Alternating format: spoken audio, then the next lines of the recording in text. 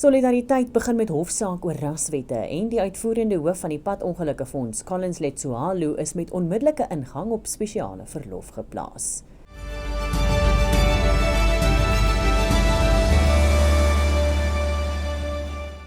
Baie welkom by die Afrikaanse nuus. Dis 28 Mei. Solidariteit het hofstuk op die minister van Indiensneming en Arbeid, Nomakosazana Met beteken, waarin daar gevra word dat sy skuldig bevind word aan minagting.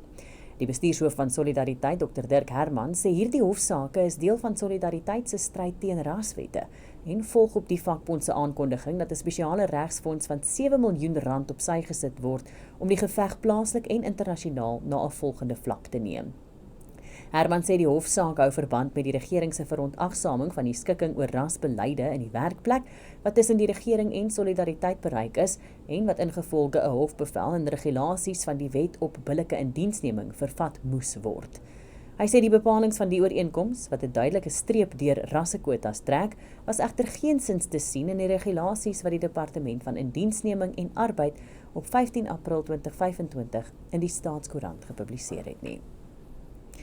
Die uitvoerende hoof van die padongelukkefonds, Collins Letsoalo, is met onmiddellike ingang op spesiale verlof geplaas. Die besluit is geneem deur die padongelukkefonds raad wat gister 'n spesiale vergadering gehou het. Letsoalo sal op spesiale verlof wees totdat 'n ondersoek deur die spesiale ondersoekeenheid, die SOE, afgehandel is. Daar is na bewering onder Letsoalo se leierskap verdagte betalings aan verskeie regsfirmas gemaak en ondersoek die SOE 'n klag van korrupsie. Volgens die raad het hulle die besluit geneem as 'n voorsorgmaatreël en beteken nie noodwendig dat Letsoalo skuldig is of dissiplinêre stappe in die gesig staar nie. Sy termyn kom in Augustus vanjaar tot 'n einde en hy sal sy volle salaris in hierdie tyd ontvang. Die Stella-moordenaar Zander Bylsma het die hof genader om sy huidige omstandighede in die tronk te probeer verbeter. Bylsma is oorspronklik in die Rooigrond gevangenis naby Mafikeng opgesluit, waarna hy na die Barberton gevangenis in Mpumalanga oorgeplaas is.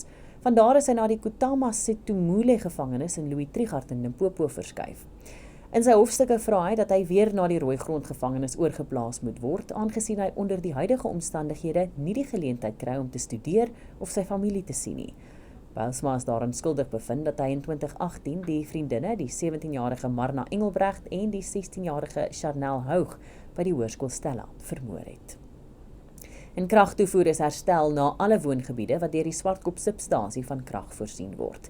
Kabeldiefstal en vandalisme het sowat 8 dae gelede tot 'n ontploffing gelei wat daartoe gelei het dat mense in groot dele van Centurion sonder krag gelaat is. Die LER Vernutsdienste Frans Bosciello het 'n dag na die ontploffing op 21 Mei gesê dat die Littleton-lyn op die Nyala substasie ook deur 'n ontploffing geraak is.